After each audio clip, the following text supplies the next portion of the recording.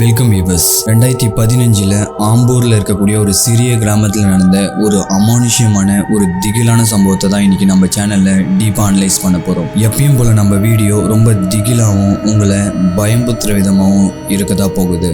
எப்பயும் போல இந்த வீடியோ உங்களுக்கு ஒரு திகிலான சம்பவத்தை உங்களுக்கு கொண்டு வந்திருக்கு. இதே மாதிரி உங்க லைஃப்ல ஒரு திகிலான சம்பவம் நடந்திருக்குன்னா மறக்காம நம்ம சேனலோட அபிஷியல் டெலகிராம் அண்ட் இன்ஸ்டாகிராமோட ஐடிக்கு உங்களோட திகிலான சம்பவத்தை மெசேஜ் இல்ல வாய்ஸ் நோட்டாவோ எனக்கு சென்ட் பண்ணலாம். நம்ம சேனலோட அபிஷியல் இன்ஸ்டாகிராம் டெலகிராமோட லிங்க் டிஸ்கிரிப்ஷன்ல கொடுத்திருக்கேன். அதை ஜாயின் பண்ணி ஃபாலோ பண்ணி நம்ம சேனலுக்கு சப்போர்ட் பண்ணுங்க. இந்த மாதிரி பேய் வீடியோ உங்களுக்கு பிடிக்கும் அப்படின்னா மறக்காம நம்ம சேனலை சப்ஸ்கிரைப் பண்ணிட்டு நம்ம சேனலுக்கு சப்போர்ட் பண்ணுங்க. இது உங்கள் சிவா ஃபெம்பர். நான் உங்கள் சிவா. வாங்க இன்னைக்கான வீடியோக்குள்ள போகலாம்.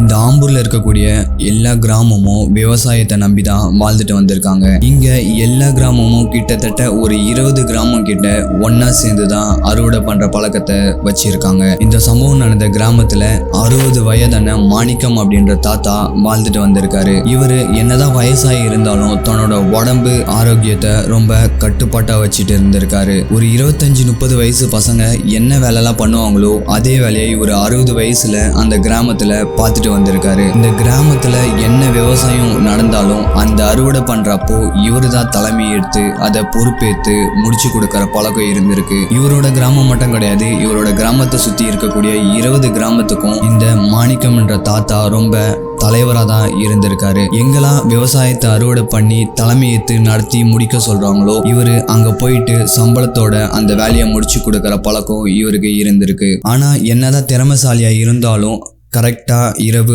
6 மணிக்கு மேல இவரு ஃபுல்லா குடிக்கிற பழக்கமா வச்சுட்டு இருந்திருக்காரு. இவரு குடிச்சாருன்னா அந்த கிராமத்துல சின்னவங்கள இருந்து பெரியவங்க வரைக்கும் மரியாதை தெரியாம கெட்ட வார்த்தையில ரொம்ப கீழ்த்தரமான பேச்செல்லாம் பேசி அசிங்கப்படுத்துற பழக்கம் இந்த தாத்தாக்கு இருந்திருக்கு. இப்படிதான் இவரோட கிராமத்துல இருந்து ஒரு 10 கிலோமீட்டர் தள்ளி இருக்கக்கூடிய ஒரு கிராமத்துல எங்களோட வயல்ல அறுவடை பண்ண போறோம், நீங்க தான் வந்து இதை முடிச்சு கொடுக்கணும் அப்படின்னு இந்த மாணிக்கம் தாத்தாக்கு கால் பண்ணி பேசியிருக்காங்க. இந்த தாத்தாவும் தன்னோட ஹெல்ப்காக ஒரு 4-5 பேரை கூட்டிட்டு அந்த கிராமத்துக்கு போயிருக்காரு. இப்படி அந்த கிராமத்துக்கு போன இந்த 6 பேருமே, அதாவது அந்த தாத்தாவோட சேர்த்து இந்த 6 பேருமே அங்க இருக்கக்கூடிய வேலையை பார்க்க ஆரம்பிக்கிறாங்க. ஆனா கரெக்டா ஈவினிங் ஒரு 6 மணி ஆனதுனால இந்த மாணிக்கம் தாத்தாக்கு அந்த குடியோட பழக்கம் ஞாபகம் வர ஆரம்பிச்சிருக்கு. அது புது ஊரா இருக்கிறதுனால ஒயின் ஷாப் எங்க இருக்குன்னே தெரியாம இந்த மாணிக்கம் தாத்தா தேட ஆரம்பிச்சிருக்காரு. கரெக்டா அந்த 5 பேருமே தான் தங்கி இருக்க அந்த குடிசையில, அந்த கிராமத்து வயல்ல வேலை செய்யக்கூடிய குடிசையில விட்டுட்டு இவரு மட்டும் தனியா ஒயின் ஷாப்புக்கு கிளம்பி இருக்காரு. அங்கிருந்து கரெக்டா ஒரு 4 கிலோமீட்டர் தொலைவுல காட்டு வழியில போகக்கூடிய ஒரு ரூட்ல போயிட்டு ஒரு 4 கிலோமீட்டர் தள்ளி ஒரு ஒயின் ஷாப் இருக்கிறத அந்த ஊர் மக்கள் அந்த தாத்தா கிட்ட சொல்லியிருக்காங்க. இந்த தாத்தாவும் கிளம்பி அந்த காட்டு வழியா அந்த ஒயின் ஷாப்புக்கு போயிருக்காரு. இப்படி வந்த அவரு அங்க இவர் குடிக்கிறதுக்காக எல்லாமே வாங்கிட்டு வர வழியில அதுக்கான பன்றி கறி, சிக்கன் கறி, இந்த மாதிரி எல்லா நான்வெஜ்ஜுமே வாங்கிட்டு திரும்பி வந்திருக்காரு. அது புது கடையா இருக்கிறதுனால இவர் என்ன பண்ணியிருக்காருன்னா அங்க குடிக்கிறது பிடிக்காம போகிற வழியில ஏதாவது ஒரு ஆள் நடமாட்டம் இல்லாத ஒரு இடத்துல குடிச்சிட்டு நம்ம போலாம் அப்படின்னு அவர் அங்க இருந்து எல்லாத்தையும் வாங்கிட்டு கிளம்பி இருக்காரு. இப்படி கரெக்டா அவர் அந்த காட்டு வழியில வர சொல்லதான் ஒரு ஆள் நடமாட்டம் இல்லாத ஒரு முனீஸ்வரர் கோயில் அங்க அவர் கண்ணுக்கு தென்பட்டிருக்கு. முனீஸ்வரர் கோயில்னாலே உங்களுக்கு தெரியும், நல்ல பயங்கரமான மத்தவங்களை பயமுறுத்தக்கூடிய விதமா அந்த சிலைகள் அமைஞ்சிருக்கும். இதை பார்த்தோன்னே இங்க கண்டிப்பா இரவு நேரத்துல ஆள் வரமாட்டாங்க அப்படின்னு நினைச்சிட்டு மாணிக்கம் தாத்தா அங்க அங்க உட்காந்து குடிக்க ஆரம்பிக்கிறாரு. இவர் குடிச்சதுக்கு அப்புறமா இவருடைய கேரக்டர் வெளியே வர ஆரம்பிக்குது.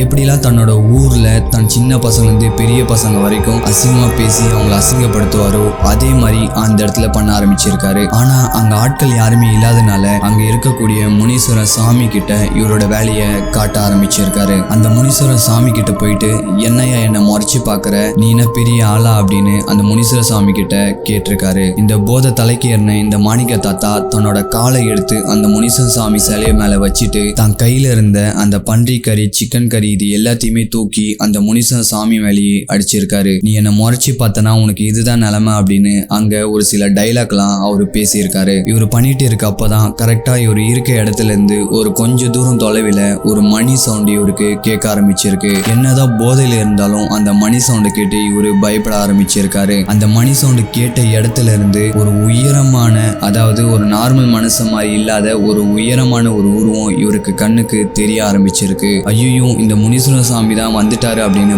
பயந்து இவர் அங்க இருந்து அதை பார்த்து ஓட ஆரம்பிச்சிருக்காரு. என்னதான் இவரு ரொம்ப ஆரோக்கியமா இருந்தாலும் அந்த வயசான காரணத்தினால இவருக்கு மூச்சு வாங்கி ஒரு பாதி தூரத்திலேயே நிக்க ஆரம்பிச்சிருக்காரு. இப்படி மூச்சு வாங்க நின்ன இடத்துல கொஞ்ச நேரத்திலேயே இவரு வலிப்பு வந்த மாதிரியே நின்ன இடத்துல இருந்து மயங்கி கீழே விழுந்திருக்காரு. இவரு கூட வந்த அந்த 5 பேருமே அவங்க அந்த விவசாய நிலத்துல இருந்து தாத்தா போனாரு இன்னுமே வரவே இல்லை அப்படின்னு சந்தேகப்பட்டு இவங்களும் அந்த ஒயின் ஷாப்புக்கு போற வழியில இவரை தேடிட்டு வர ஆரம்பிக்கிறாங்க. இப்படி வர அப்பதான் அந்த முனீஸ்வர சாமி கோயிலுக்கு கொஞ்சம் தூரத்துல அந்த தாத்தா கீழே மயங்கி விழுந்து கிடக்கிறத அந்த 5 பேருமே பார்க்க ஆரம்பிக்கிறாங்க. இப்படி கிட்ட போய் பார்க்கறப்பதான் அந்த ஆறுமுக தாத்தா வலிப்பு வந்து வாயில ரத்தம் தள்ளி கீழே கடந்திருக்காரு. இவரை உடனே ஹாஸ்பிட்டலுக்கு கூட்டிட்டு போயிட்டு இந்த 5 பேருமே அட்மிட் பண்ணியிருக்காங்க. இப்படி அட்மிட் பண்ண அடுத்த நாள் காலையில ஆறுமுக தாத்தா நார்மலுக்கு வந்திருக்காரு. இப்படி நார்மலுக்கு வந்த இவர்கிட்டயும் இந்த 5 பேருக்கிட்டையும் அந்த டாக்டர் என்ன சொல்லியிருக்காங்கன்னா, உங்க முதுகுல யாரோ 5 பேரு சாட்டையால் அடிச்ச மாதிரி கோடு கூட வந்திருக்கு, அதை நீங்க பாருங்க அப்படின்னு அந்த 5 பேருமே அந்த முதுக பார்த்திருக்காங்க. இதுக்கப்புறமா டாக்டர் போன உடனே அந்த ஆறுமுக தாத்தா அந்த கோவில்ல என்னெல்லாம் நடந்ததோ இது எல்லாத்தையுமே அந்த நபர்கிட்ட சொல்ல ஆரம்பிச்சிருக்காரு. இதை கேட்டு நம்பின அந்த 5 பேருமே அந்த கிராமத்துல இருக்கக்கூடிய அந்த முனீஸ்வரன் கோயிலுக்கு போய் பார்க்கறாங்க. அங்க மார்னிங் பூஜைக்காக வந்திருந்த அந்த ஊர் மக்கள் எல்லாமே இந்த தாத்தா அந்த கோயில்ல பண்ணியிருந்த இந்த அலங்கோலத்தெல்லாம் அந்த ஊர் மக்கள் பார்த்திருக்காங்க. இதை பார்த்து இதை யார் பண்ணியிருப்பா அப்படின்னு அந்த ஊர் மக்கள் கோவப்பட ஆரம்பிக்கிறாங்க. அங்க வந்த இந்த 5 பேருமே நீங்க என்ன மன்னிச்சிடுங்க, என்னோட தாத்தா தான் இப்படி பண்ணிட்டாரு, ஏதோ குடி போதையில இப்படி பண்ணிட்டாரு, தயவு செஞ்சு மன்னிச்சிடுங்க அப்படின்னு இந்த 5 பேருமே அந்த ஊர் மக்கள் கிட்ட மன்னிப்பு கேட்டிருக்காங்க. இதை கேட்டு அந்த ஊர் மக்கள், உங்க தாத்தாக்கு இந்த கடவுள் கொடுக்க வேண்டியதுதான் கரெக்டா கொடுத்திருக்காரு, ஒழுங்கா போய் அவரை பார்த்துக்கோங்க அப்படின்னு அந்த ஊர் மக்கள் அந்த 5 பேருக்கு வீட்டுமே சொல்லிட்டு அங்க இருந்து கிளம்பி இருக்காங்க. இதுக்கப்புறமா அந்த ஹாஸ்பிட்டல்லயே உடல்நிலை ரொம்ப மோசமான அந்த மாணிக்கம் தாத்தா அந்த இடத்துலயே இறந்து போறாரு. அவரோட உடலை தங்களோட சொந்த கிராமத்துக்கு எடுத்துட்டு போயிட்டு அங்க இருக்கக்கூடிய வயல்வெளியில அவரோட உடலை புதைச்சிருக்காங்க. இப்படி புதைச்ச அடுத்த நாள்ல இருந்து தான் அவங்களோட கிராமத்துல ரொம்ப பயங்கரமான அமானுஷ விஷயங்கள் நடக்க ஆரம்பிச்சிருக்கு. நீங்க எதிர்பார்க்க முடியாத ஒரு சில விஷயங்கள் அந்த இடத்துல நடக்க ஆரம்பிச்சிருக்கு. இவர் இறந்த அந்த 16க்குள்ளவே, அதாவது இறந்தவங்களுக்கெல்லாம் 16 நாட்கள் சாமி கும்பிட்ற பழக்கம் நம்ம தமிழ்நாட்டுல இருக்கு. இப்படி இவர் இறந்த அந்த 16 நாட்களுக்குள்ளவே இவங்களோட பங்காளி, சொந்தக்காரங்க, பக்கத்து வீட்டுக்காரங்க இப்படின்னு ஒருத்தரா இந்த 16 நாட்களுக்குள்ள இறந்து போற கொடுமை அந்த கிராமத்துல ஏற்பட்டிருக்கு. இவர் இறந்து 16 கழிச்சு ஒரு நபரும், அந்த நபர் இறந்து 16 கழிச்சு இன்னொரு நபரும், அந்த நபர் கழிச்சு 16 கழிச்சு இன்னொரு நபரும் இவங்க சொந்தக்காரங்களுக்குள்ளவே இறந்து போற அந்த திகிலான சம்பவம் அந்த கிராமத்துல நடக்க ஆரம்பிச்சிருக்கு. இந்த மாணிக்கம் உயிரோடு இருக்க சொல்லதான் கிராமத்துல இருக்க எல்லாருமே அசிங்கப்படுத்திட்டு இருந்தான். இறந்தும் இவனோட தொல்லை தாங்க முடியலன்னு இரவு 9 மணிக்கு மேல அந்த கிராமத்தை விட்டு வெளியே போறதோ இல்ல அந்த கிராமத்துல இருக்க உள்ள வரதோ அந்த பழக்க வழக்கங்களை ஸ்டாப் பண்ணி வச்சிருக்காங்க. இந்த சாவுக்கெல்லாம் காரணமான அந்த மாணிக்கம் தாத்தா தான் அப்படின்னு கன்ஃபார்ம் பண்ற மாதிரி ஒரு அமானுஷ்யம் அந்த கிராமத்துல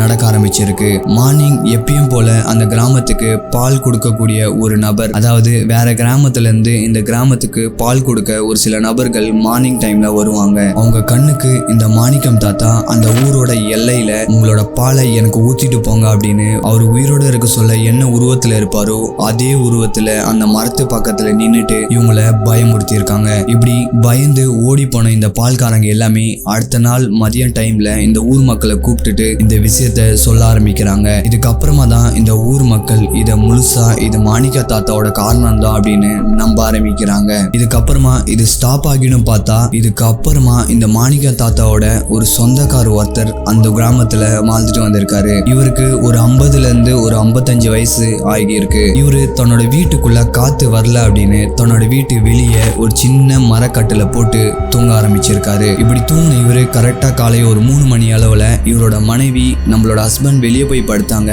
என்ன உள்ளவே எழுந்து வரல அப்படின்னு வெளியே போய் பார்த்திருக்காங்க. இப்படி அந்த மாணிக்கம் தாத்தா எப்படி வலிப்பு வந்து வாயில ரத்தம் தள்ளி இறந்தாரோ அதே நிலைமையில அந்த வயசானவரும் அந்த கட்டுல கிடந்திருக்காரு. அவரை எவ்வளவு ட்ரீட்மெண்ட் பண்ணி பார்த்தோம், அந்த தாத்தாவை காப்பாற்ற முடியல. இதுக்கப்புறமா அந்த ஊர் மக்களுக்கு என்ன பண்றேன்னே தெரியாம ஒரு கிராமத்து பஞ்சாயத்து மீட்டிங்க ஆரம்பிக்கிறாங்க. அந்த மீட்டிங்ல அந்த மாணிக்கம் தாத்தாவோட பையனை கூப்பிட்டு உங்க அப்பா தான்ப்பா இதுக்கு எல்லாமே காரணம், நீ நம்பிதான் ஆகணும் அப்படின்னு அந்த ஊர் மக்கள் எல்லாமே அந்த மாணிக்கம் தாத்தாவோட பையன் கிட்ட சொல்லியிருக்காங்க. அந்த மாணிக்கம் தாத்தா பையனும் ஆமா இது நான் நம்புறேன், கண்டிப்பா எனக்கும் இது சந்தேகமா தான் இருக்கு அப்படின்னு இதை எப்படியாவது நம்ம கிராமத்துல இருந்து சரி பண்ணணும் அப்படின்னு அந்த ஊர் கிராமத்துல ஒரு முடிவு பண்றாங்க. நம்ம ஒரு நல்ல மாந்திரிகவாதி இல்லைன்னா சாமியாரை கூப்பிட்டு நம்ம கிராமத்துல இருந்து இது ஓட்டுறதுக்கான வழியை பார்க்கலாம் அப்படின்னு எல்லாருமே முடிவு பண்ணிட்டு அன்னைக்கு நைட்டு தூங்க போயிருக்காங்க. இப்படி தூங்க போன இவங்க அடுத்த நாள் காலையில அந்த கிராமமே எதிர்பார்க்காத ஒரு அமானுஷ்யம் நடந்திருக்கு. இப்படி அந்த பஞ்சாயத்து முடிச்சுட்டு போன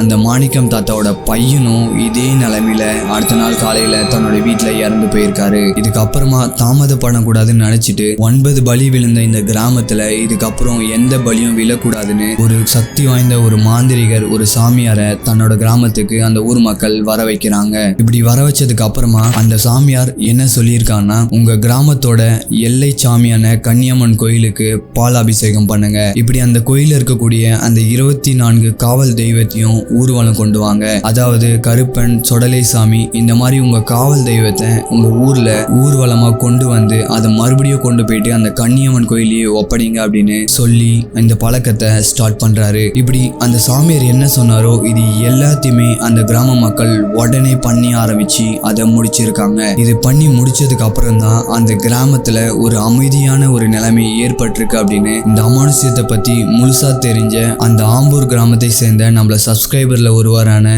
சுரேஷ் அப்படின்றவரு எனக்கு இன்ஸ்டாகிராம்ல மெசேஜா சென்ட் பண்ணி இருந்தாரு. உங்களுக்கு இந்த மாதிரி பேய் வீடியோ பிடிக்கும் அப்படின்னா மறக்காம நம்ம சேனலை சப்ஸ்கிரைப் பண்ணிட்டு நம்ம சேனலுக்கு சப்போர்ட் பண்ணுங்க. நீங்க பண்ணக்கூடிய அந்த சப்போர்ட் தான் என்னோட மிகப்பெரிய மோட்டிவேஷன். இதே மாதிரி ஒரு திகிலான சம்பவத்துடன் நெக்ஸ்ட் வரக்கூடிய வீடியோல உங்களை வந்து சந்திக்கிறேன். நன்றி. See you soon.